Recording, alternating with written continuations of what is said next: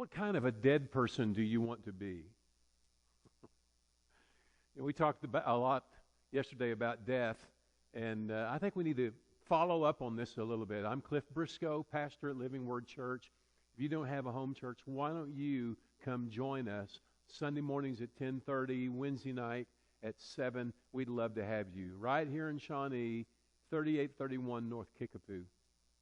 You know, we need to understand something, that we're living this life and there's a purpose behind it. You're not a blob of tissue. You're not evolving, or you didn't evolve from some ape or some slimy algae that came up out of the sea.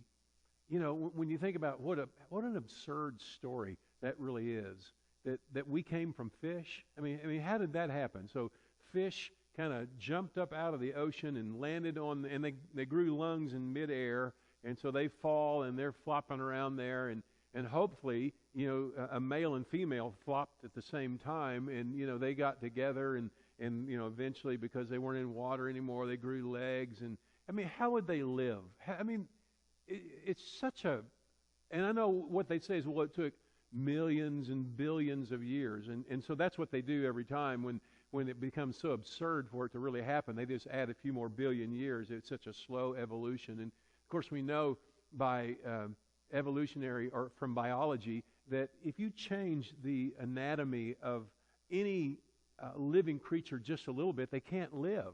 Even a 3%, 1% change, they die.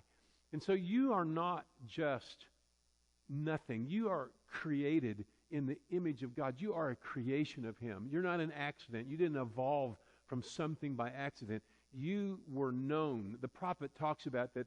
You knew me in my mother's womb. There's a purpose in your life. God has a purpose for you. And someday you're going to pass from this life, and this life is so short, but what we think here and what we believe is so important. But what we believe here is going to last forever.